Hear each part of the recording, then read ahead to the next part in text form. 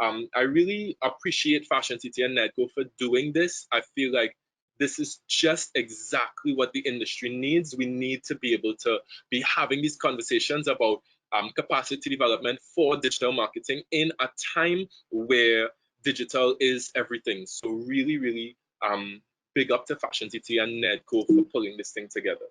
Let's get started. So if you don't follow the Business of Fashion online, go follow them. It's a really good resource. I love this quote.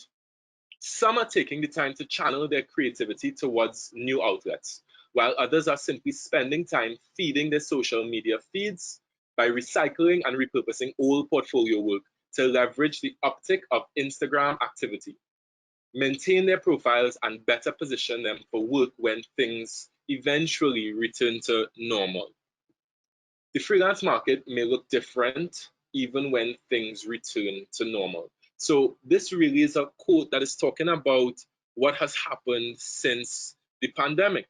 Um, what what have you been doing? I actually noticed, and when we speak about fashion industry practitioners, we're not just speaking about fashion designers, right? We're speaking about fashion photographers, models, people in the beauty industry, makeup artists, seamstresses, tailors.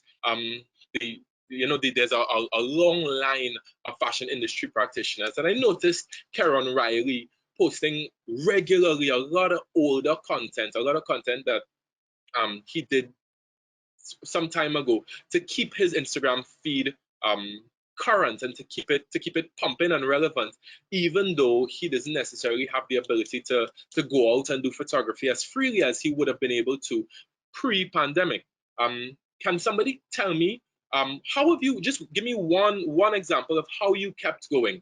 I know Wanya has kept her brand relevant in this pandemic through her 5 at 5s. Anybody else has been doing things to sort of keep their brand relevant in a way that they weren't keeping their brand in a way that they weren't doing before?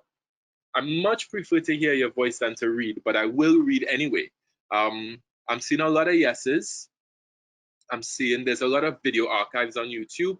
Nikita saying me too, but I haven't read their stuff in a while. Oh, Business of Fashion. I'm subscribed. So anybody, somebody give me an example of what you've been doing to sort of stay relevant during this time where your stores might have been closed, or the general consumer behavior has seemed to diminish.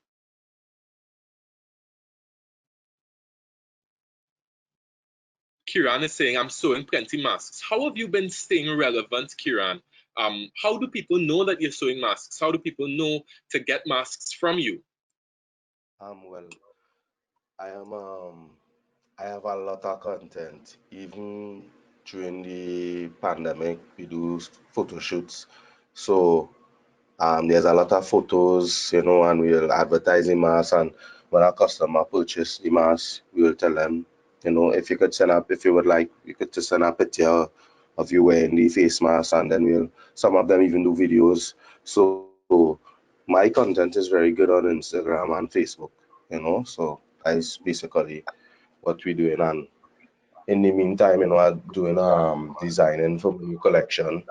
So that's basically it, and that's what I keeping relevant on the social media presence. Nice.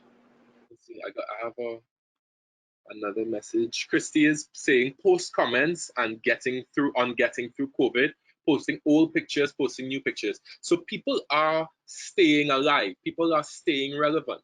I was chatting with Wani yesterday about the fact that, I think that the level of work that the Wanya brand is doing to stay relevant, and I'm not saying that the other brands aren't, I just happen to be following Wanya. The level of work that she's doing to stay relevant is really world-class brand work. But what has it translated into sales? And the question that we want to try to answer today is, how do we turn all of this communication that we keep into sales? Now, I have something for you, because I insist that this session be interactive. You're going to hear this from time to time. because I feel like I want to hear. It's so important to hear from you more than just hearing from myself. Princess is saying, honestly, I have not been doing much to stay relevant on social media. However, I am going to work on new content and I'm thinking about what my brand voice would be. Great. So that's just what I'm hoping to, to equip you all with right now. So here on the screen, you would see the learning objectives. Now, these learning objectives were designed by Netco and Fashion TT because they felt as though this is what we need to get through. And I think it's very, very good content for us to go through, but we will also be covering a few things outside of this scope. So at the end of this workshop, what you can expect to be able to achieve is to be able to describe social media and its role in business. If you feel like you're not really sure what is social media and how does it fit into my business, this course is going to help you to describe social media. And if you feel like you can't at the end of this, you call me. Like as I said, I want to be here for the industry in general, and I've always put myself made myself available to fashion practitioners. You guys reach out to me and make sure we keep this conversation going so you push your brand as far as you can push it. We also want to be able to define a social media strategy. Now, that's the big one, right? That's really, you want to be able to say at the end of this course, this is my social media strategy. This is how I'm going to build awareness, increase conviction for my brand, and convert people into sales. We also want to be able to choose social media channels best suited to your business because, so I love when I see social media channels being utilized by brands, Pinterest, Twitter, Instagram, but it's not always relevant. Not every social media channel is relevant. I'm going to take off my video because I'm saying this thing is telling me that I'm having a slow connection. So I'm just going to take off my video so you guys can see. If you miss me, let me know. Kimberly is saying, to be honest, the mask opened up new clients, which I was exposed to simple posting and word of mouth. I particularly did not deliver to force awareness of the boutique and have them view other available products. Okay, yeah. I mean, a lot of the thing about it is this goes back to a basic model of supply and demand, right? Didn't I take off my video? Yeah, this goes back to a basic model of supply and demand. If people are asking for masks, we as fashion industry practitioners have the opportunity to supply it. But we'll talk more about that. We want to be able to, I'm back at the learning objectives. We want to be able to choose the social media channels best suited to us because not everything is for everybody. And we don't always have the resources to put our social media content everywhere. We simply cannot always be on Facebook, Instagram, Twitter, Pinterest, TikTok. We can't be everywhere.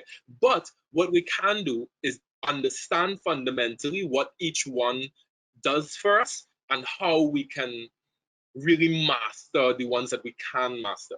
We want to be able to set clear objectives as part of the social media strategy because an objective, now this is probably the single most important part of your social media strategy, setting objectives, because if you don't know where you're going, how do you know that you've gotten there?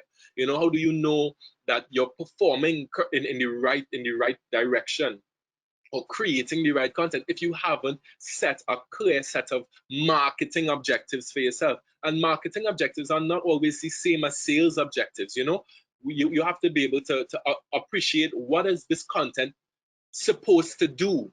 If you put out content that doesn't have an objective, then you really will never know if you've won or not. You want to be able to define your audience. Now, I said objective setting is the single most important thing, but nah, boy, defining your audience, we're going to spend quite a lot of time defining our audience so that we could meet their needs, because that, at the end of the day, is what marketing is about. And while I appreciate that as fashion designers and creatives on the whole, we have a relationship with our product. We have a relationship with what we create, and we fall in love with what we create, and we expect people to fall in love with what we create. That's not necessarily the whole of marketing. Marketing is about having a relationship with your consumers, with having a relationship with your customers, and having them fall in love with you and you fall in love with them. So if you selfishly continue to put out products that only you care about, then you're going to find that your customer base is not going to grow. It's going to dwindle. You need to be able to appreciate what do your customers care about and innovate and create products and create communications and create relationships with them that matter to them. And we're going to talk about that and really understanding them and their perspective, because it's not always about you. And I say that because I myself am a creative, and I'm married to a creative, and my brother is a creative, and I live in a community of creatives, so I understand what it feels like to be very close to your product and to design for yourself. But this is about understanding your customer. We're going on to identifying the content most suited to meet your objectives. So we really want to create content to meet your objectives, not just create content because I feel like it. Kimberly is saying, if I delivered, they would not be aware of other products available. Yes, if I delivered, they would not be aware of other products available. The sale of the mask would have been the end of the sale, so they are now aware of the brand and not just. I'm not sure I get this point, Kimberly. Why don't you jump in and just explain what you're saying here with your voice? Hi, morning. Like when you were talking about Kimberly. like brand, good morning. Like when you were talking about like what did you do in terms of brand strategy, I purposely did not deliver because in this pandemic, most people are like only concentrating on the mask, right? But if I deliver it to them, that would have been all that they would have been enthused about. Versus when they come to the location, they would now be exposed to the wider range of the brand, and they would ask, well, oh, you do more than mask. I'm like, yes. And then from there, they would be aware of the brand. Versus if I just delivered it to them, it would have been, thank you, okay, bye. And then maybe the only other time I would have heard from them is if they needed another mask. Yeah, you know what? I hear you completely. Actually, I had a similar, from a consumer perspective. I had reached out to Harvey Robertson to get some masks. Harvey, I'd never met Harvey, and I'd never worn his clothes prior to this. I reached out to him to wear his mask, and I asked him if he would deliver, and he did deliver. It turned out that my neighborhood was trying to put together some masks as well, so I needed to get some more. And Harvey said to me, Chris, why don't you come and see the showroom? Come and collect the masks. And as much as I can deliver to you, and I will if you need me to, it would be nice if you came and see it and introduce yourself to my brand. So I appreciate what you're saying. I feel like he did the same thing. I think Harvey might be here. Harvey, if you're here, say hi now. I guess not. All right. Elizabeth is saying, pre-COVID, I had a lot in the pipeline. I had to put aside those plans and reset. I already had a social media presence, so I kept relevant by using content that I already had, made connections in the industry, and planned forward for collabs. And then Harvey is here. Hi, Harvey. And then big up Harvey. And then where are we? And then my clients started requesting masks. So as designers, we must adapt. So the demand for masks has provided the opportunity to meet a need and solve a problem and open your client base, because people are reaching out to local designers now for masks, but it opens the door to create a relationship. And that's really what we're trying to do here. We're trying to create relationships with our consumers. All right, let me continue. We're trying in our learning objectives, we reach evaluate. We want to evaluate success based on the achievement of your objectives. So how do you know that you've achieved your objectives? That's really at the end of the month, at the end of the week, at the end of the year, at the end of the quarter. How are you certain that your marketing objectives are being met and that you're not just spinning top in mud and putting out a bunch of pretty pictures that nobody cares about? How do you, and maintaining the same 3 customers all the time? How do you know? So that's what we're trying to evaluate. And finally, I want to make sure that everybody has their account set up. Now, the thing is, I'm pretty sure everybody here has at least one account on social media set up. Can somebody tell me anybody in this room does not have their brand on social media? So I can take that as everybody is on social media. Great. So what I want to push that point to is talking about setting up shop on social media. If you have a business, I am sure Instagram has already advertised to you and Facebook has already advertised to you, you guys know the biggest thing in social media right now is Facebook and Instagram Shop was launched this week. You all know that, right? Yes. Yes. Somebody, Wani, as you're there, you want to just give a sense, an explanation of what you understand Facebook Shop to be or Instagram Shop to be? From my understanding, it is well, it makes it easier for your client or anybody who is going through your social media to basically swipe up and shop. So it kind of almost eliminates a need to have a personal website or personal shop otherwise to take them out of the platform. That's all I know.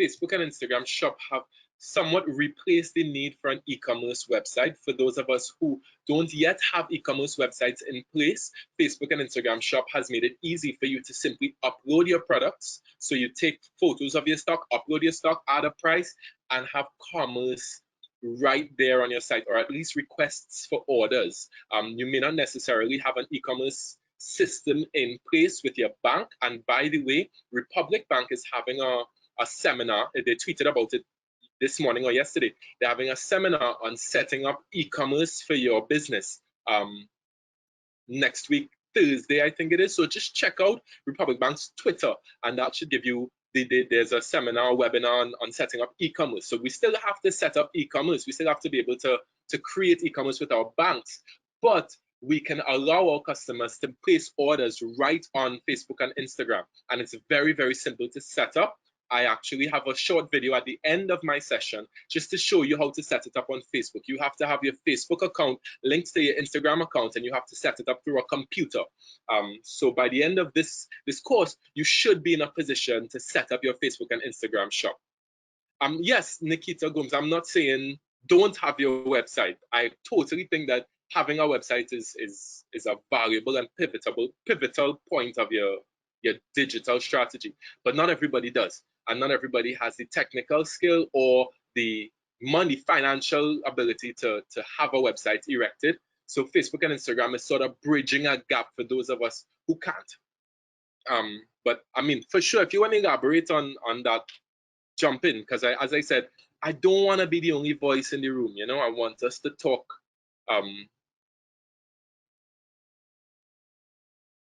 Kavir, I'll show that video more than likely today.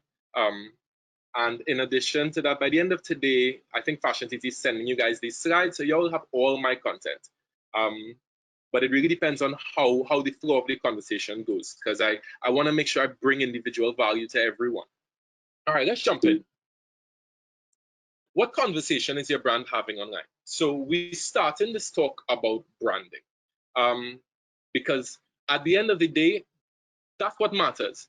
People want to engage with entities, with brands online that share a value system with them, that share their value system, that have similar belief systems. Now I'm reading Elizabeth, but do you think websites are still relevant with the success of Instagram? Yes, websites are relevant. And I actually want to ask Nikita to talk to us about why websites are relevant, because you know she seems to have some experience there. Websites are definitely still relevant, but with Facebook and Instagram Shop, if you don't have a website, you have a new opportunity. Right. What conversation is your brand having online? Are you just posting photos of your products and saying, here's my product? Or are you representing yourself? Are you standing for something? Are you sharing a belief system that your consumers can share? Are you sharing a value system that people can share? What do you believe in, and what are you talking about? What is your content about? Is it just clothes? At this point, I really want to again, I want to highlight what Wanya is doing again. Now, forgive me for going after Wanya. I really just went crazy on this particular campaign that was launched, and I feel like it is a good example of a brand conversation online. Wani, can I ask you please to just tell us about your recent campaign, and more importantly, why that campaign mattered to your brand and why it would matter to your consumers? So my recent campaign was about, well, it was well, the Black Tell us Madonna. what your brand believes in, what it stands for, and how that demonstrated itself in this campaign. Okay, so my brand is Wanya. It is a socially conscious and sustainable brand, fashion brand. And on the socially conscious side of things, we focus on sexual abuse and its effect on survivors, and basically speaking out against it, and creating a community. And that was my main focus, being a survivor of sexual abuse. And so it's a very personal thing, but I think that it is something that is needed to be said, and is needed within our country at the time, after doing some research in terms of the statistics and whatnot, and starting and having that conversation online. It kind of affirmed to me the necessity of it. And then so I moved from, yes, blah, blah, blah, blah. I feel like if I don't have the proper words, that's okay. But I thought this tactic. Tell us about this event this week that you had.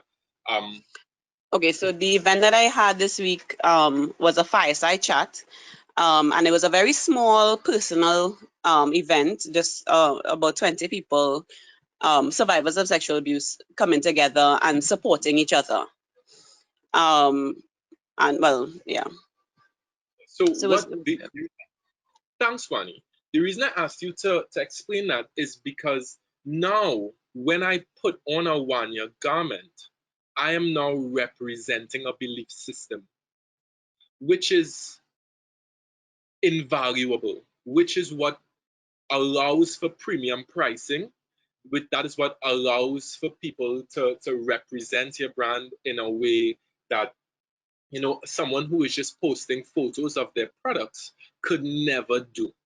And when we talk about creating content online, we really want to create content that is in alignment with the things we stand for, with our belief system. I remember maybe a year ago asking Wani, what do you stand for as a brand? And she told me, I stand against sexual violence and I stand for people healing from sexual violence.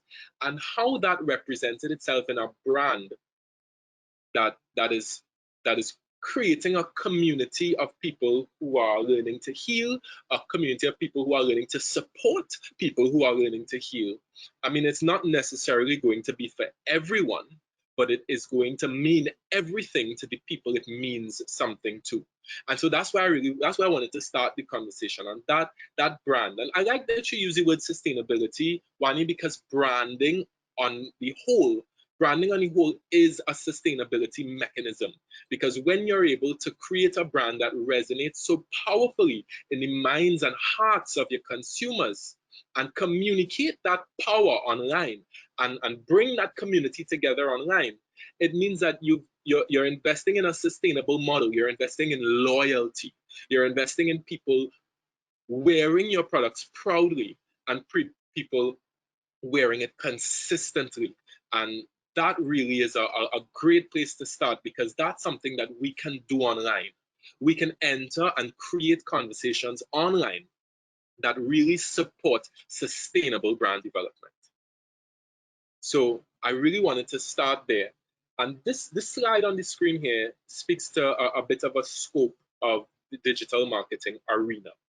So in digital marketing on the whole, and I brought this up so that you have a sense of what digital marketing is and how it plays in industry today. the digital marketing arena really includes display advertising, and display advertising is when we're talking usually about when you're reading a blog post on business or fashion, or you're reading through something on New York Times and you happen to see a KFC ad in the middle of the thing, or you see a Subway ad, when you see those ads in the middle of nowhere, those tend to be display advertising, and they run through Google Display Network. Display advertising also exists in the Facebook Audience Network. So when you're clicking through your Instagram and you see random images, photos that you're not following, you're not subscribed to, but they've targeted you. Question. Yeah, Kimberly. Like, for example, how Wanya had that integration of her personal and the brand. Would you recommend that, or like treat it like different entities? No, I think that a brand is a brand and a person is a person, and each person has their own brand. And so if you are a separate brand to your entity, it's always nice when the CEO of an organization shares the same value system and represents and embodies the brand in the way that the brand wants to represent itself. But when I'm speaking about Wanya, the brand, I'm not speaking about Wani Cakes, the person. But as I said, if you are not the CEO of the company, if whoever is representing your organization at any time really should be a pillar of that brand, your brand value system. That you should stand for the same things that your brand stands for, else you're not really going to be able to truly represent and honor the brand that you're supposed to. But I'm not saying that you should not be this. You should have your own personal life. Yeah, Kimberly, make sense? Makes sense, but the reason why I ask that is because I get more interaction on social media when it is about me and not necessarily the brand. Yeah. So that's why I asked. Because like people want to see more of the brand owner. Yeah, people love people. That's absolutely sure. That's why we use endorsers. That's why we use ambassadors and influencers, and that's why Mark Zuckerberg is his face is all at the front of Facebook. Because you represent a pinnacle. You represent the brand, but that doesn't mean you are the brand. And you should, if people are, you should be able to understand that using yourself as an ambassador for the brand is part of your funnel, and we'll talk about the funnel very soon. It's part of your funnel towards the brand. So once you have people engaging with you about your brand content, it means that you're in a position, just like any influencer or any ambassador or any other brand advocate, to move that consumer through the funnel to engage with your brand to be able to convert to sale. So it's very, very good that you are, as a person, forming part of the pipeline, but you have to understand you are just part of the pipeline. You are not the whole pipeline. Yeah? Yes. I see a question from Kavir. I joined the Planting Seeds e-commerce site, and the one thing we can, sign up with is Google Plus. What is Google Plus? It's a social media site. It's a social media site that is not recorded as in high use in Trinidad, so we actually aren't covering it in this conversation. I've not engaged in Google Plus for an advertising strategy, strictly because the numbers and the use of Google Plus in our region is just not substantial enough. Dale is saying, yeah, I've been trying to separate myself from the brand, but apparently people prefer that. So I'm really trying to find a way to get other persons to represent the brand. So focus really isn't on me 100%. Is it Dulcie or Dulcie? It could be Dale and Kimberly that people see more of your personal content than what is being put on the business pages. Guys, I don't think I'm representing your words well. I really prefer if you guys just jump in and speak, because if I read your content, I mightn't represent it very well, and I don't want to misrepresent you.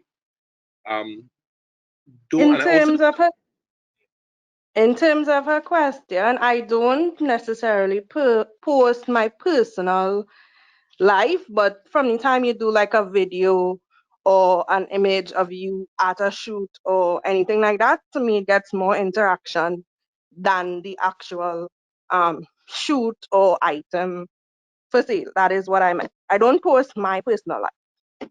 It's good that you know what gets more interaction, and it's really important for you to take note of that, because the things that get more interaction are things that you should be posting more of. And as I said, if you see yourself as a real influencer for your brand, then you have to be able to work that, not avoid it. Let me continue. Dale is saying, oh no, did my pages, it was always my products. And when someone suggested that I show my face and talk about myself a little, the following actually grew. Yes, people like people. People always love people. And I want you to take that as a tactic. I want you to see that as a top of the funnel tactic. And you'll get to the funnel in a short while. I want you to see that as a top of the funnel tactic to get people, to convert people, and not as something that is detracting to your brand. Right, so we spoke about display advertising, and we're now getting into search advertising. Search advertising really is the purchase of AdWords, understanding what are the keywords people use to find your product online. Hi, who's that? Yeah, it's Kabir. Yeah, I just had a point. In terms of sharing things that get more, get the most likes, that's kind of a dangerous place for me, because I like to work to keep it as real as possible. So I find if I see that something is getting likes, and I start to post more of that, I know that I am betraying myself. You know what I mean? That I No, want. Okay, for example, things that inspire me could range from some cooking that I'm doing, or a painting that I have, or a piece of fashion or something. So it could vary, right? Or a flower or a leaf or something. But I noticed that, say for example, videos from my garden catch a lot of traction. Yeah. However, for me to go down that road of just be posting things for my garden is going to, for me, betray the rest of my creativity. I understand what you're saying. My question is, so for me, I have to watch that, because I feel like I don't like the position of catering to people and what necessarily they like. For me, my brand, my creativity and my vision and inspiration is the more important thing. So I think it's important for me to remain real to myself. Right. Kavir, I appreciate that. And what I want us to get to is a balance of both. I want us to be able to create content that is valuable to the consumer within the context of your brand. So the question I was going to ask is, how is posting pictures in your garden relevant to your brand? And why, like that, I'm interested in knowing how that got there in the first place. But because I would not encourage anyone at all to post things that are not in congruence with your brand values or your brand identity. At the end of the day, we will discuss today how to plan and create and curate content that is within the scope of your brand's identity and your brand's value system, that then is quantified in terms of how our personas reacted, because we have to be able to use our consumers' data and our consumers' the insights we get from our consumers' behavior with our products and our content, we have to be able to use that as learning opportunities for us to create more content. But I definitely don't want you to sacrifice. I'm saying, Kimberly saying something about authentic. I definitely don't want you to sacrifice the authenticity of your brand to be able to meet the consumer's needs. So we have to be able to dive very deeply into what our brand stands for, what our brand's value system is, and what our brand identity is before we even begin to post things that are outside of the context of our brand on the whole. So I want to give reverence to what the brand is, but we also have to balance that with being able to meet our consumers' expectations so that we can develop a relationship with them that matters. Okay, so I can't keep up with this chat, guys. You'll have to help me out here. So Kavir, he does he's a environmentally conscious brand. His brand is a environment. It's called A Gardener's Heart. Nice. And I think because when he posts stuff about his garden and stuff, you know, it really connects very well because you see a lot of the inspiration that comes from there because he does some printing of leaves onto his t-shirts and that kind of thing. Yeah. Nice, thanks for the explanation, Wani. You know what would really help too if you guys introduce yourselves to me so that I could, you know, we could have a conversation that really hits home. So I'm not sort of shooting in the dark with and giving general responses when we have the opportunity to give specific responses. So thanks for that. Now that I understand that, I don't see how that is veering away from your brand's value system. And I'm not suggesting that you only post content that consumers have proven to like, because sometimes you have to create new content. But let's keep going. Let's keep the conversation flowing.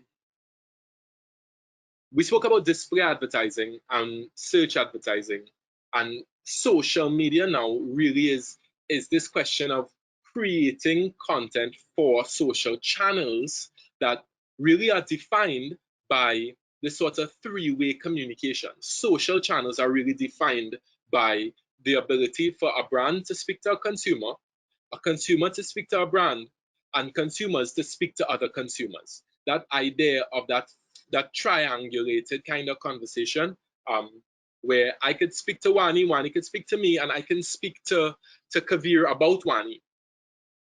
So that's really what we want to focus on today. That's really the conversation we're having today about creating content that is social.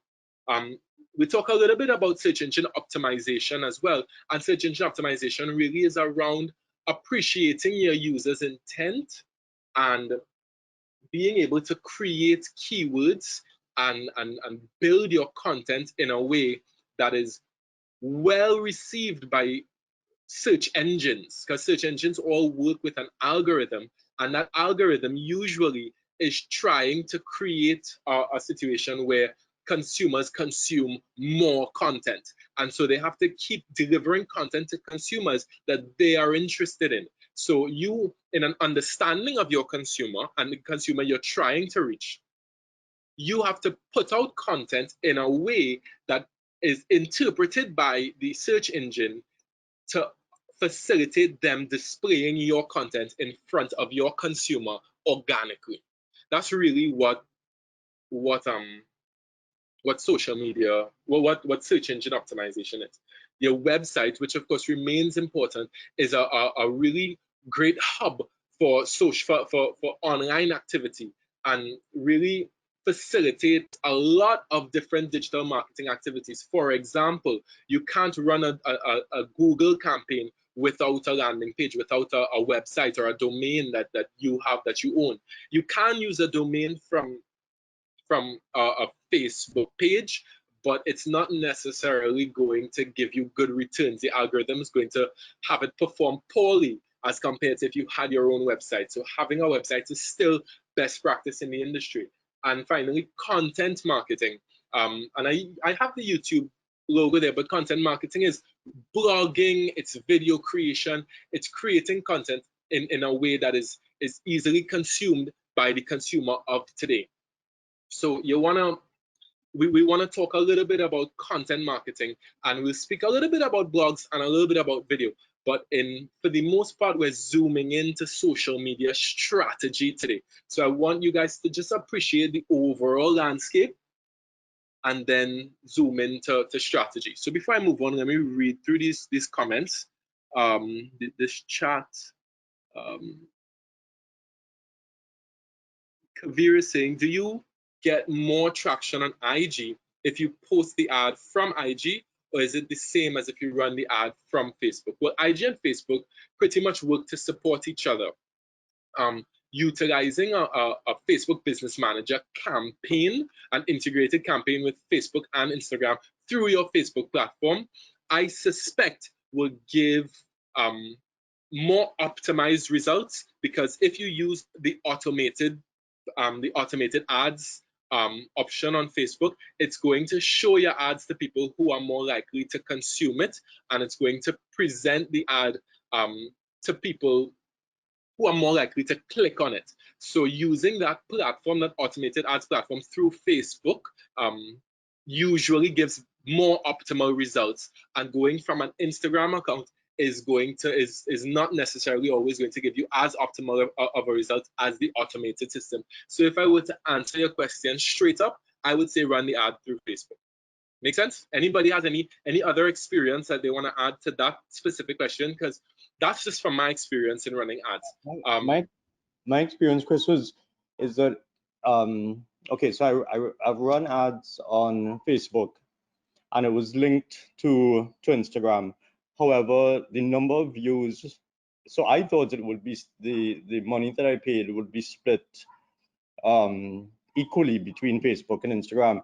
It didn't work out so at all, because I was able to see the number of views that my ad got, and I got many more views on Facebook than on Instagram, and I think that's because I posted the ad from Facebook. I can't say for sure if I agree that that's why it happened. My immediate thinking is that Facebook has more active users. I think you're just dealing with a bigger pool on Facebook, and so there are more people to display the ad to, who are more likely to fit the profile than on Instagram. What do you think?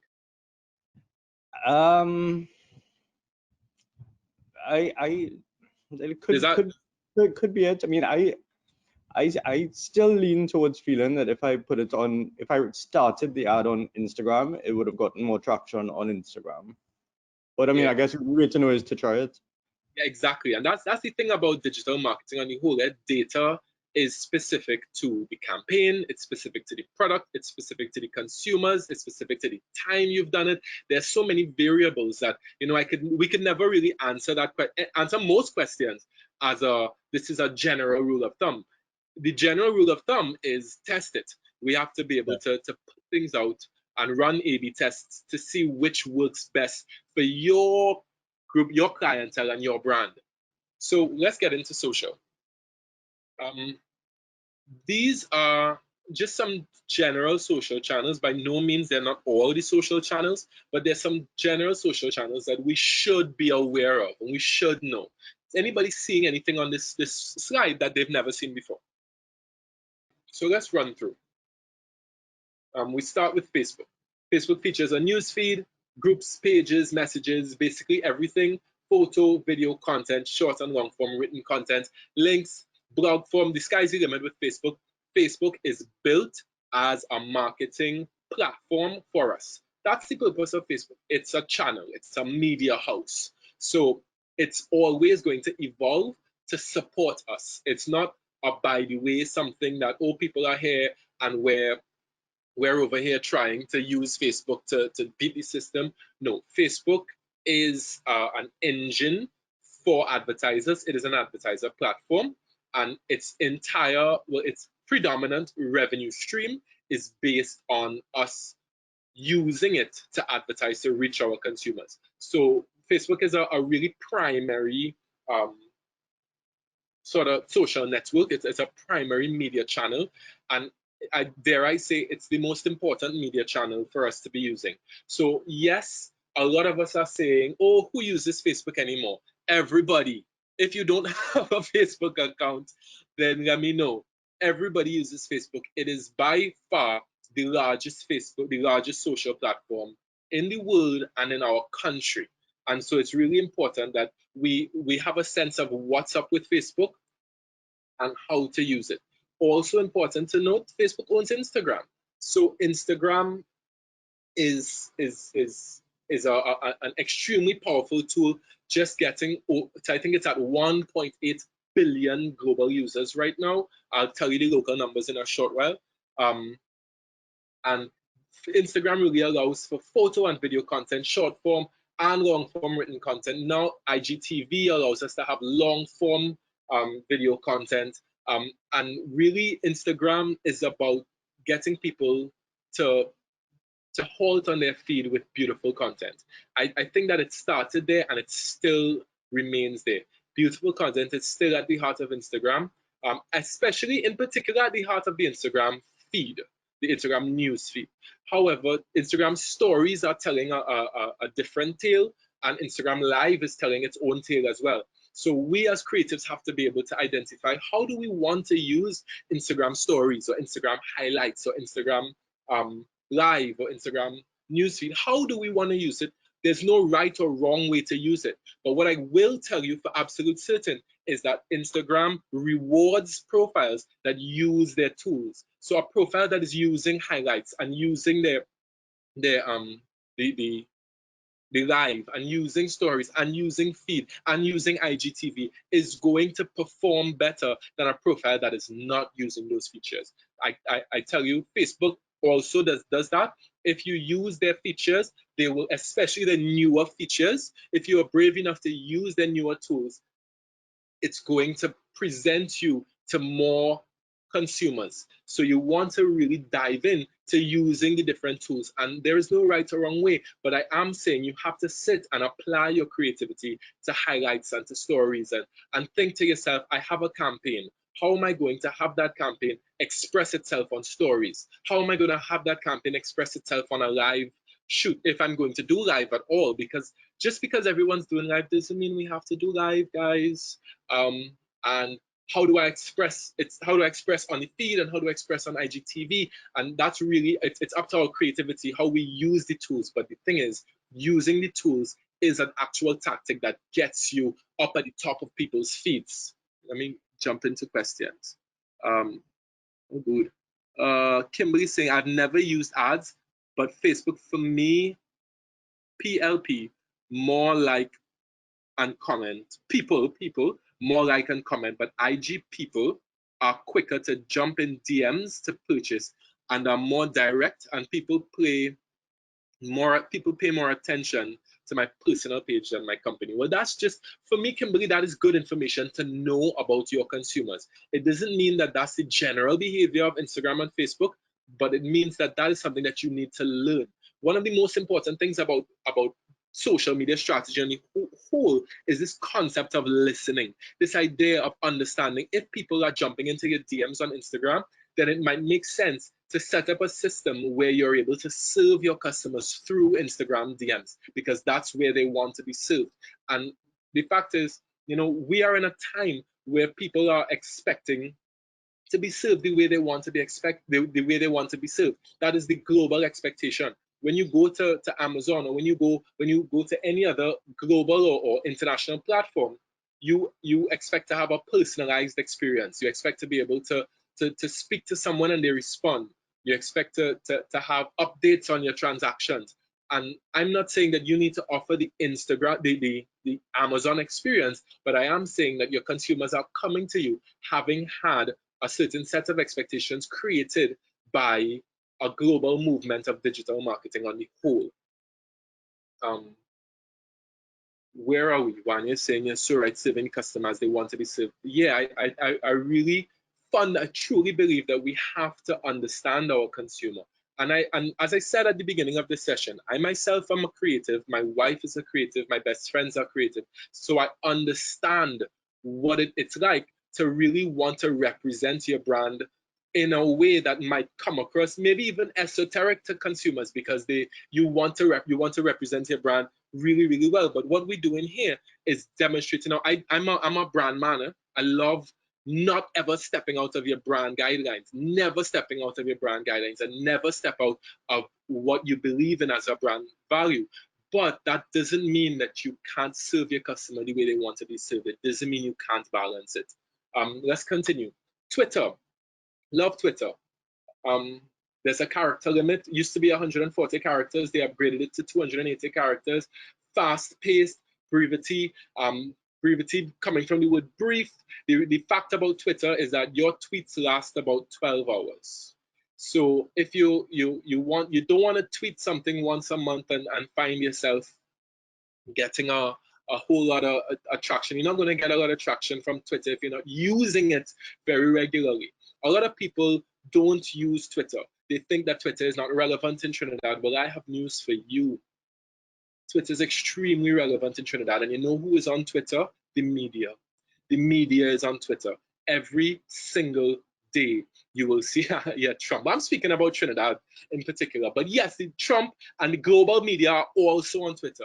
Every day you're going to see tweets from Kijan Haynes and Hima Ramkissoon and Laura Dorrich and Ciola Belix and all of these different practitioners in media who, if you develop a relationship with them on social media through Twitter, can have a huge impact on the way your brand is represented in bigger media houses and bigger media channels, both online and offline. So understand that Twitter is a space where you have a lot of influence. So I love to launch campaigns on Twitter. Twitter is also a really great place to distill rather your brand personality. It's a great place to comment on goings on, because Twitter, a lot of people are talking about what's happening right now, what's happening in the news, what's happening in if I was to marry, what's happening with Trump, what's happening in everything. All of the latest and trendiest things are happening on Twitter, and they're happening right now. And you as a brand have an opportunity to lean in or to weigh in on that, if of course it's relevant to your conversation. Kabir is asking, what's your point of view about whether we as designers should be on LinkedIn? It's very important. I have an impression that LinkedIn is more business, financial, serious business. LinkedIn is a great place for personal branding. And as we identified a bit earlier, your personal brand, you as a designer, function as an ambassador or an influencer for your brand, feeding the pipeline for sales. So if someone is attracted to your personal brand and wants to engage with your personal brand, you have an opportunity to take that personal brand and take that conversation and convert that into a sale. And I'll show you how in a short while as well. So yes, I do think that there is value in LinkedIn for sure, for you to represent yourself well, and also for you to put your company on. And there are some bits of content that you can share, company updates, especially if you're beginning to grow as a company and you're looking to recruit. LinkedIn is a phenomenal place to recruit. I did a recruitment campaign on Facebook, and I did the same campaign on LinkedIn. And I got hundreds of responses on Facebook,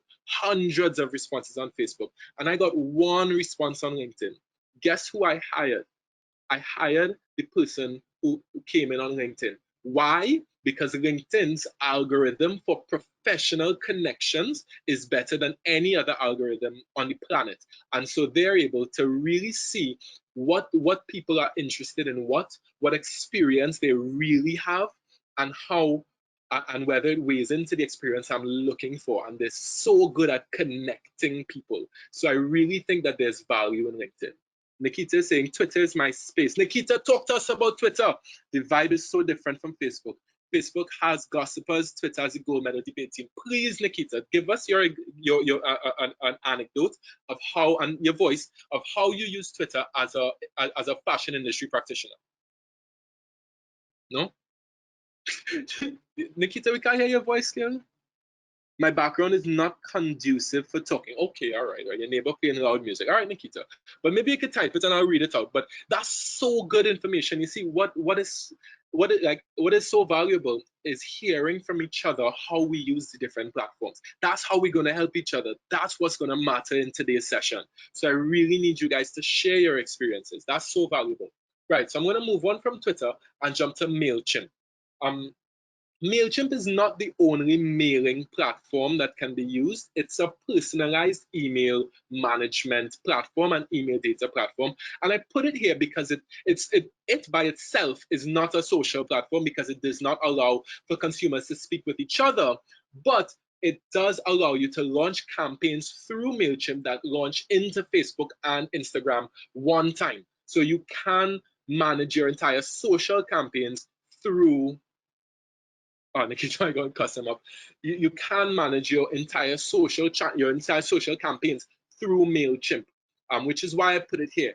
And let me tell you guys, you ever get an email from a brand and you're seeing that they didn't email you, they BCC'd or whoever they BCC'd, and the email comes saying, hey, or it just launches into the email without saying your name or without anything personal. It's just this BCC. You ever get that? Some just type yeses in the comments. Or you have emojis in these comments. We could use emojis.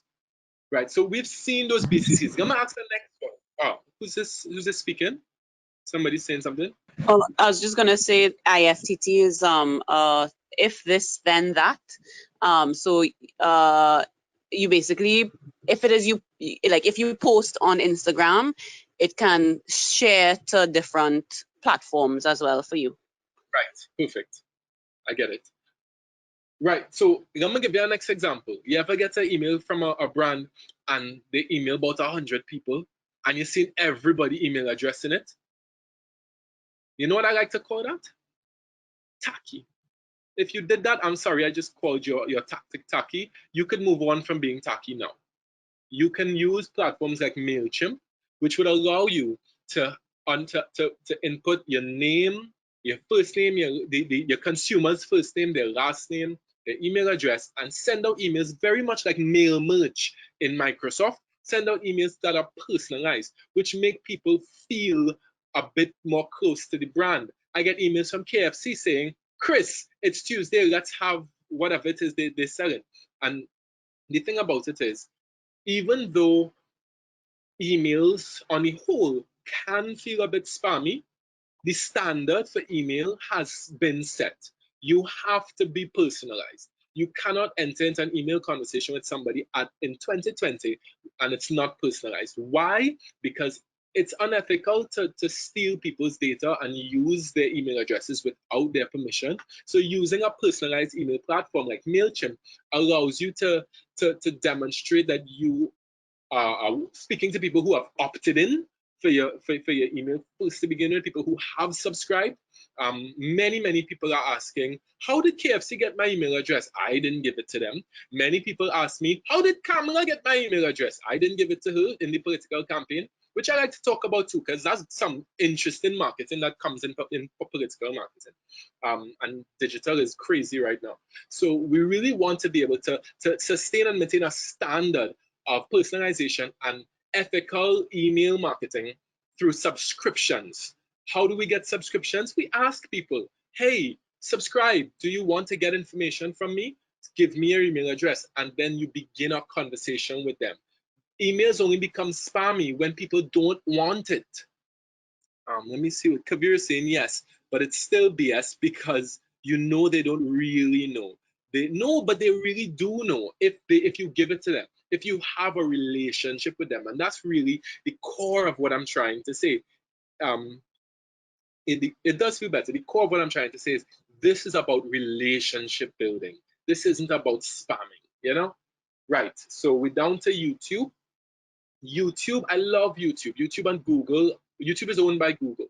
And so it allows you to have an already have data from someone if they subscribe. If someone, you do know that you cannot have a YouTube account without a Gmail address. In order to have a YouTube account, you have to be on Gmail. And so from the time users subscribe to your YouTube content, and I tell you, YouTube is one of the most underutilized content channels in Trinidad. And I think, and I put in some YouTube content in here just to stimulate the use of YouTube by fashion designers, because we don't use it enough, guys. It's such a fantastic platform that allows you this integration between putting out content and sending emails through people who have opted in. and subscribed for your content. It's a great platform, and it facilitates a lot of opportunities for advertising. So when you don't only have to spend your advertising money on Facebook and Instagram. If you have advertising money, you can spend it on YouTube as well. And guess what? YouTube has this concept called personal prime time. And that, I think, is what makes YouTube such a champion in content. Personal prime time, it means that people listen to YouTube for hours. You know, people listen to YouTube when they're home by themselves, listening to their motivational videos, listening to their music, listening to long speeches, listening to classes. People listen to YouTube for long periods of time. And that happened, that is, they spend more time on YouTube than any other platform. You understand that? Just because it's a really personal platform that just gives them that space to listen to their long motivational speeches, and there is your brand right in the middle of good of content that is relevant, not irrelevant content, right in the middle of content that is relevant, but also when the consumer is in a psychological space to receive things that matters to them. So, you know, when they, who's that? Go ahead. Sorry, Chris, I have a question. So if it is, I have, okay, so do the content that I want, that I put out on Instagram, IGTV, right? Do I now copy and paste that to my YouTube, or should I create specific content for YouTube? Because Instagram IGTV video is a longer format. You know, I don't know what is the best thing to do there. Okay, so when you said copy and paste, my stomach just kind of turned a little bit. I hate the idea. I just hate the idea of copy and pasting anything, because it means that you haven't put any thought into the platform and how users use the platform. So firstly, let's not copy and paste anything from one platform to the next, including Instagram and Facebook. For my clients, I encourage that we create content calendars for Instagram as separate to content calendars for Facebook. And if we are creating content calendars for YouTube, that itself is separate too. However, I have good news for you. YouTube research has shown that if you had vertical content, or if you had horizontal content, if your aspect ratio is made for stories versus if it's made for feed, it does not impact the performance of the video on YouTube. People still consume YouTube content even if its aspect ratio is created for Instagram stories, for example. So if you wanted to take your Instagram stories and repurpose it for YouTube, that's the word I'll be a little bit more comfortable with, repurpose, rather than copy and paste. You want to take your Instagram content and repurpose it for YouTube, you can. It's not going to impact it. Now, YouTube also has stories for shorter form content. So it makes some sense for you to dig into YouTube and see and think to yourself, how can I apply my existing content to YouTube? Or how can I create content specific to YouTube? Because it matters. Now, Wani, for example, let's just say that somebody on YouTube, a consumer, a local Trinidadian consumer who fits the profile of your consumer is searching on YouTube for ways to heal from trauma, and she or he is listening to a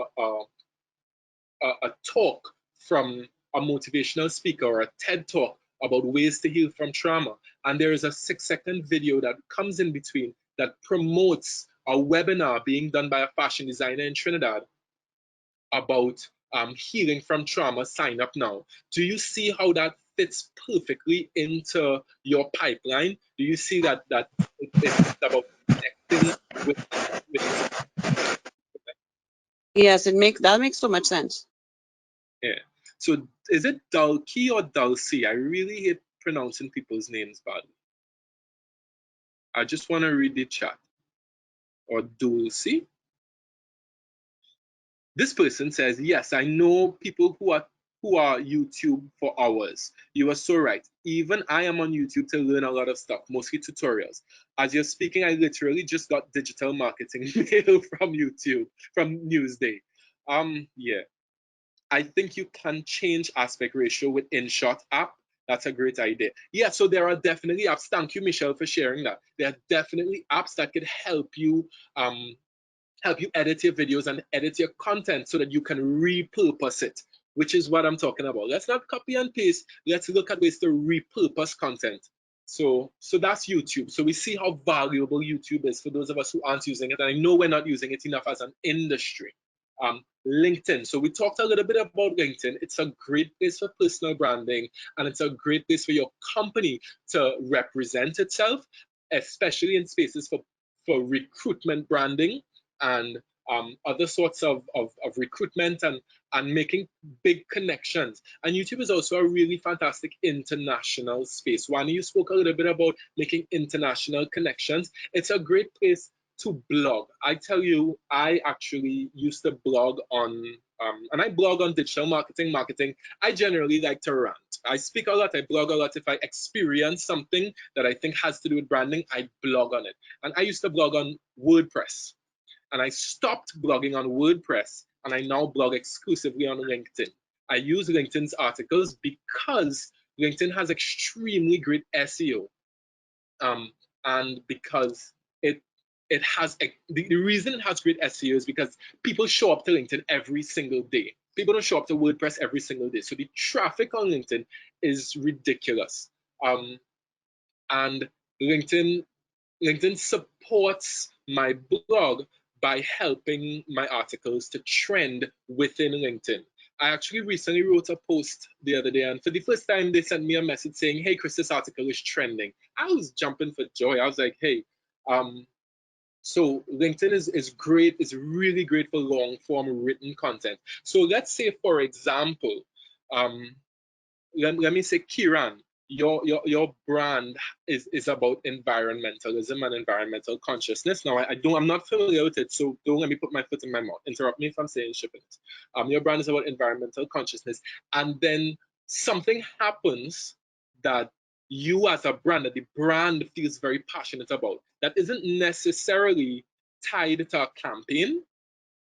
You want to write a blog post about it, that you want and this is where you might be getting into what feels like NGO work.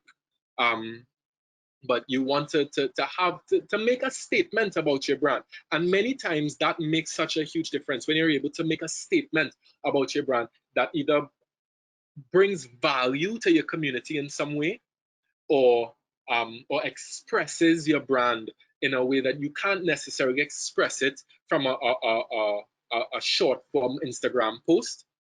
You want to be able to write something long form on LinkedIn that represents the corporate side of your brand. LinkedIn is a great place for that. It's also a great place to hone your professional and personal brand, because once you realize that, hey, people are coming to me, the designer, the business owner, the CEO, to initiate sales, then I need to be able to represent myself well to move those sales forward. And just before I think somebody had something to say. When you think about CEO of any organization that has a sales pipeline, the CEO has to see himself or herself as the chief salesperson. If the CEO does not see himself or herself as somebody being able to facilitate a sale, then I think it might be an issue of ego, or it might be an issue of incompetence, or it might just be an issue of not knowing that I represent an organization that is working for a profit, and I am part of the pipeline that facilitates that revenue and facilitates that profit. So when people come to me, whether it's on Instagram, LinkedIn, or Twitter, I want to be able to represent my company and facilitate the conversion of a sale. Oh, sorry, Chris. I was just gonna say, yeah, it sounds like LinkedIn would be a great place to put long form content on, So thanks. I think it's a good idea. Okay, great. For me personally, thanks. Yeah, and I want to encourage it. I mean, everything that I'm saying here is really because I'm trying to push the industry forward. I'm trying to encourage the use of these platforms and these tools because they have value for us. Pinterest. Many of us use Pinterest for inspiration. And I'm not opposed to that at all. Pinterest is a great place to curate content. Elizabeth is saying, Chris, really great information on LinkedIn I'm there, but never really use it as much as I should. So I really want to encourage you guys to at least start using LinkedIn to facilitate your personal brand. I teach a personal branding workshop at Lockjack as well. And it's really about how to navigate LinkedIn to get the best out of your personal brand, to turn that into some sort of revenue generation. And as I speak about personal branding, I have to just give a shout out to Jamila Bannister. She recently wrote a book on personal branding. It's called The Brand Print. And I suggest you go check it out for those of us who represent our companies and see ourselves as pipelines for sales for organizations. Personal branding is everything. Elisa Noel, another local author, wrote a book on networking, and those things have a lot of value. I'm always going to be shouting out my local entrepreneurs who are making real global standard waves. So always going to be giving those types of recommendations. Pinterest. I want you guys to check out Island Girl in Transit on Pinterest. That is a blog that is done by a Trinidadian girl. Her name is Aisha Sylvester. She had spent some time working at Oprah Magazine. She spent some time working at Condé Nast, which is the publishing organization that runs Vogue and a few other magazines. And she has a blog. It's really a travel blog about Caribbean travel called Island Girl in Transit. Now you're asking, why am I recommending that you read Island Girl in Transit? It's because she represents herself well on Pinterest. And it's a really great place for you to see how a good Pinterest brand is represented. And you all know that Pinterest is a great place for people to find fashion. People go on Pinterest all the time for fashion inspiration. So if your brand is part of that fashion conversation, then you're opening up to a pipeline of awareness. So before we move on to the next slide, I'm going to ask if you have any questions. And after I take any questions, I'm going to allow us to take a 5-minute break. Because as an educator, I understand the value of assimilation, and I understand how important it is for us to just stop and breathe. So I don't want to just keep talking and keep going and keep going. So from time to time, every hour and a half or so, I'm going to stop. And we're going to just take 5 to 7 minutes. So you can use the bathroom, you can drink some water, and you can just breathe and come back in. After those 5-minute breaks, I'm going to ask someone to just come back and reflect a little bit and tell me, what did we discuss? How does it matter to your organization? What were you missing? What did you just generally a nice reflection on what we did, so that I know that we're getting somewhere and that I can come back and fill any gaps that we're missing. Y'all with me? So before we take the break, y'all have any questions on these social channels or any comments at all? Kabir is asking, do you know if there is an app? Oh God, just now. Do you know if there is an app, the thing keeps jumping, that allows you to schedule IG posts with multiple images? I think Sprout Social allows you to do that for sure. I think Buffer also allows you to do it. I'm not so sure about Hootsuite because I haven't used Hootsuite in a little while. Can anyone validate? I myself haven't used these tools in a little while. I tend to now outsource them. But the last I used Sprout Social, which was just maybe about 6 months ago, you could have done that. Yeah. Do you need to have a website to blog on Pinterest? You can link your Pinterest blog to your LinkedIn. You can link your Pinterest to your LinkedIn blog, or you can link it to your WordPress blog. You don't necessarily need to have a website for your Pinterest. Elizabeth saying, I was distracted, the MailChimp info went over my head. Okay, I'll go over MailChimp for you. MailChimp generally is a mailing tool for mass personalization. If you have a pen, write that down. That phrase, mass personalization, it allows you to reach a lot of people, but still have them feeling like they have a personalized experience. And it allows you to do that in an ethical way. Because really, we don't want to enter people's inbox without their permission. We do not. We don't want to be sending mail to people without having them subscribe to your information. So how do you get people to subscribe? Ask them. You can put out a survey and say, hey, here's a survey using SurveyMonkey, which is a free tool. Here's a survey. Ask your people, what do you think about my brand? Get feedback. And then ask them, do you want to subscribe to my regular updates? I send mail once a month or once a year or once a quarter. You don't need to send mail once a day. Nobody wants to hear from you once a day, unless you're giving news of some sort, which you might be. MailChimp does have a cost if you have a subscription list of over, I think it's over 5,000, or I don't know the exact number, but by and large, most small and medium enterprises in Trinidad can access MailChimp for free. It's really just like MailMerge, and it allows you to launch campaigns through MailChimp to Instagram and Facebook and Twitter.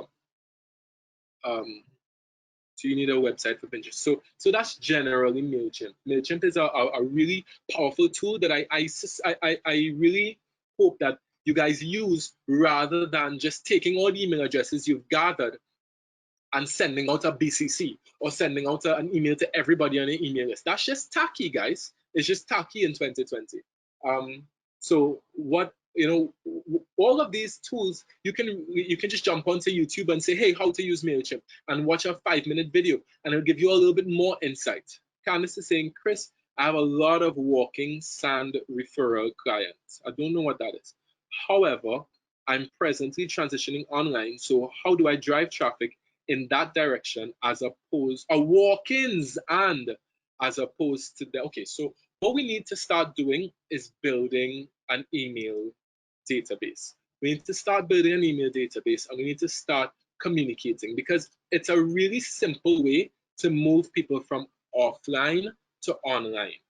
I know that you will say to yourself, how do I get people to like my campaigns without spending a bunch of money on page growth campaigns and that sort of thing?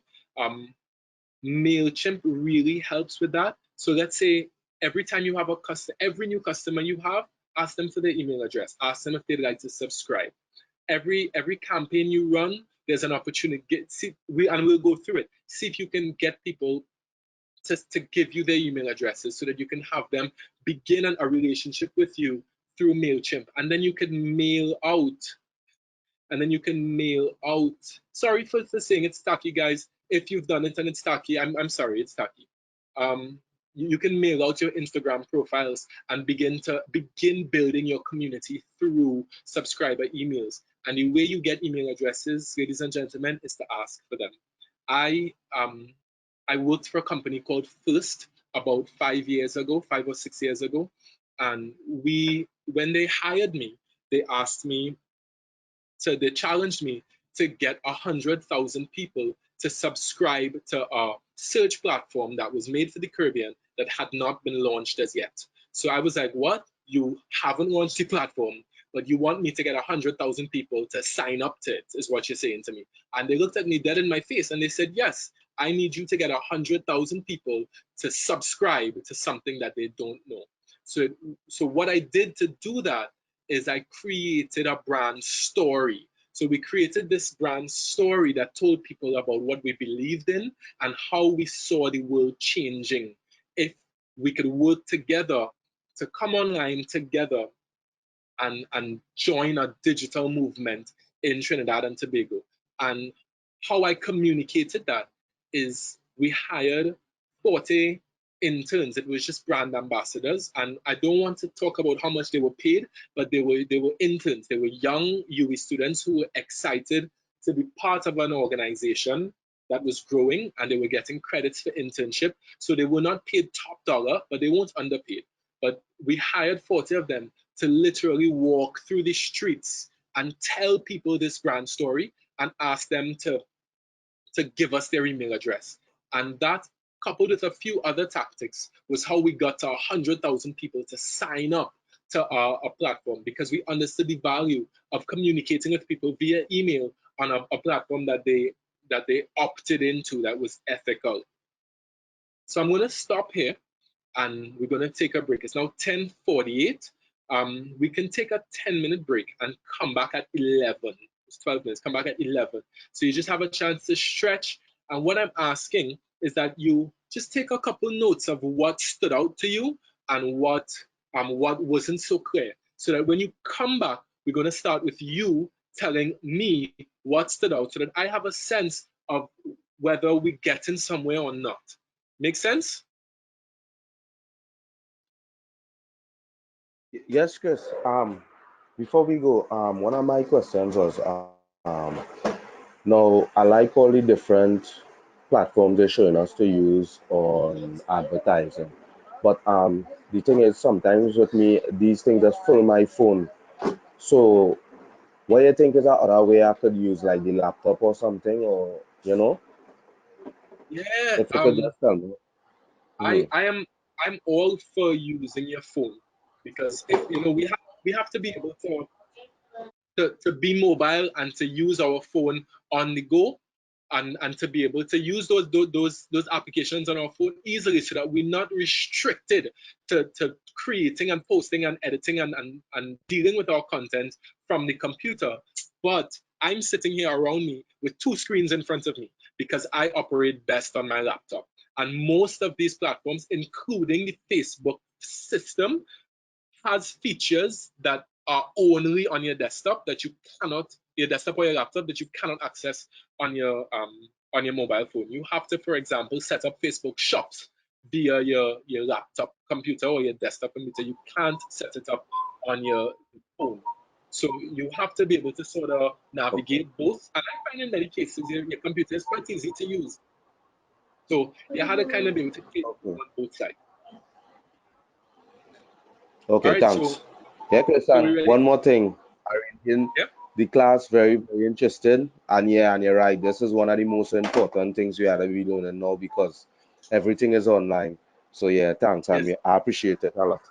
Yeah, man. So That's why I felt okay, cool. to talk today. And I really appreciate you, coming in and speaking, because it's so important for us to share our experience, because I could bring to you the theory and some of my practical experience being a practitioner in the fashion industry and being a practitioner in different parts of marketing and the whole, but the real value is going to come from the 49 people in this room right now. That's really where the value is going to come. So I really appreciate hearing from you guys. So, okay, I'm going to pause and I'll see you guys back in 9 minutes promptly at 11 o'clock.